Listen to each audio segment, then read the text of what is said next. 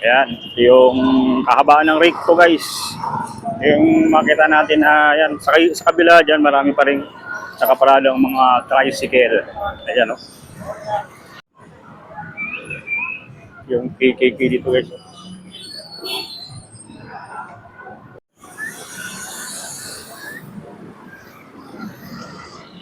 Yung busy street ng rake ko guys pag umaga. Ayan.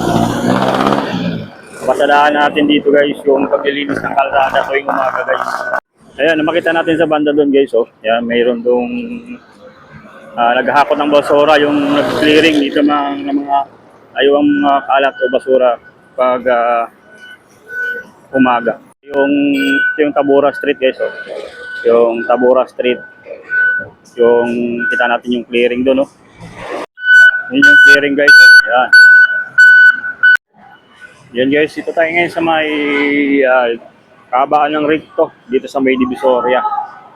Makikita natin dito guys yung gabundok na basura. Yan, tuwing umaga to guys, ito yung makikita natin araw-araw dito sa Divisoria. Yung ganitong kadami gabundok na basura dito, yan yan, bundok ng basura dito.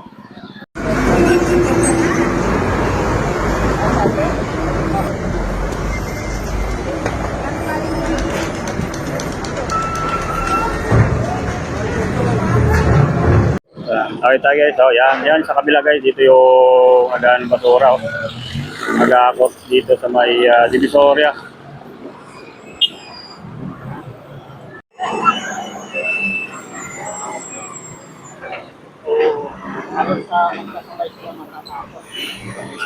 Guys, kabilaan itong nag-aakot dito ng basura dito sa kabaan ng Divisoria guys.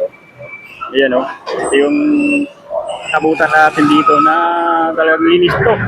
Mamaya linis na tapos papasadaan ito nila na ng tubig.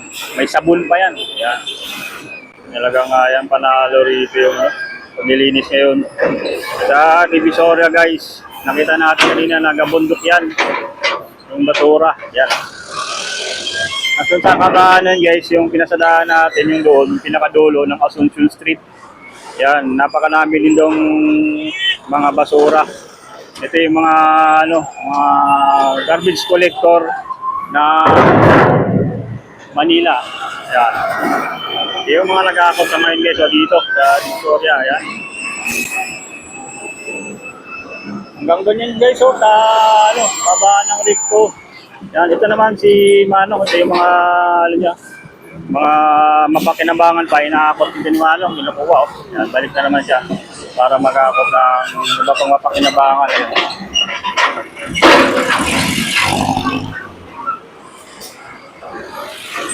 Hindi pa kasi dyan, pero pang pwedeng may benta, may dala sa junk shop.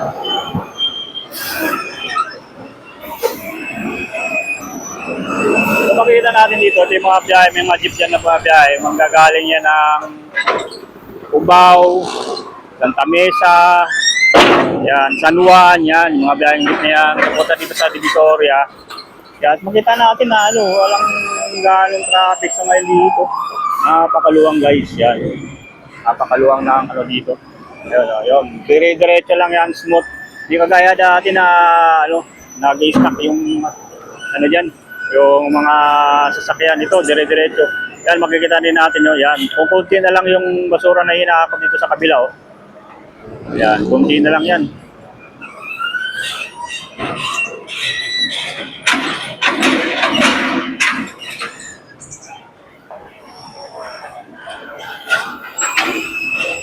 Ayan po, yan. Ayan na si ate, nakadami na. Nakadami ng kanilang hinaakot. Yan. Yung junk shop niya ni ate. Yan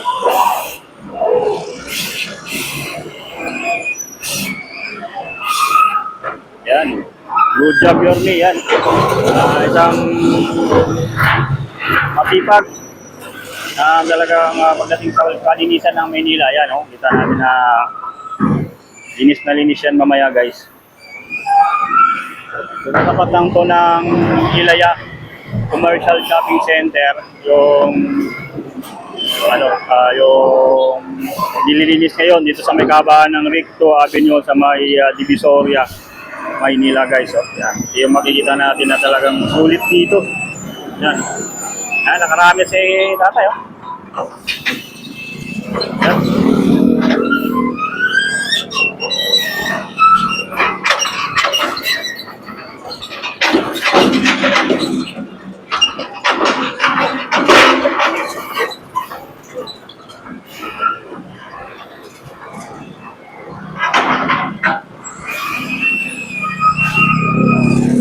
Sulit yan, linis yan mamaya.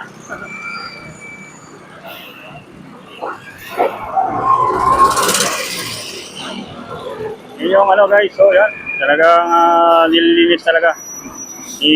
Nang dito, ma-clearing yung mga kalat sa Divisoria.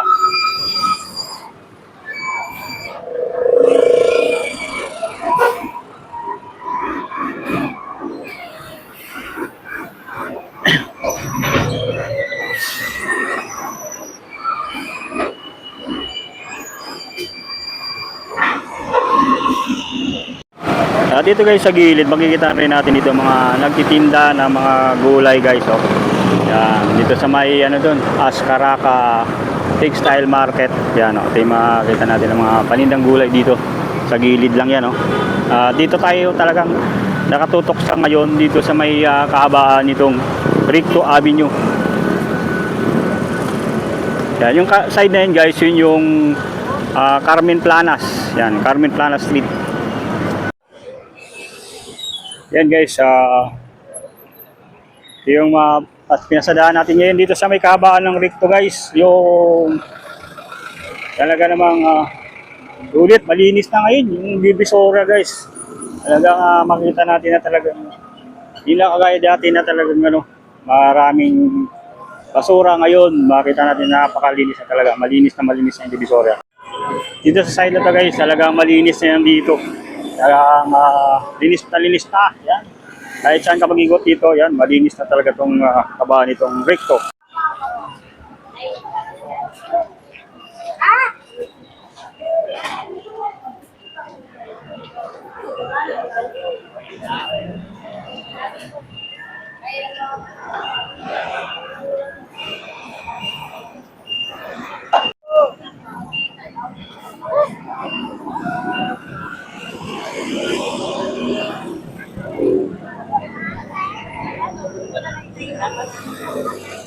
Kwenta na lang, libre na palagay.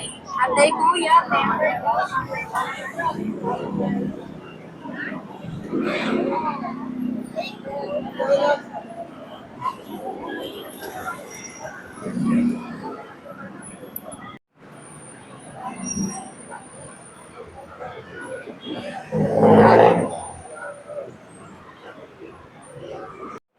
Yan, dito tayo ngayon guys sa may taas ng footbridge. Sa tapat mismo ng 168 Mall, oh. Nakikita natin itong, yan, oh. Mga napakadami ngayong dito yung nagtitinda. Dito sa may tapat lang ng 168 Mall.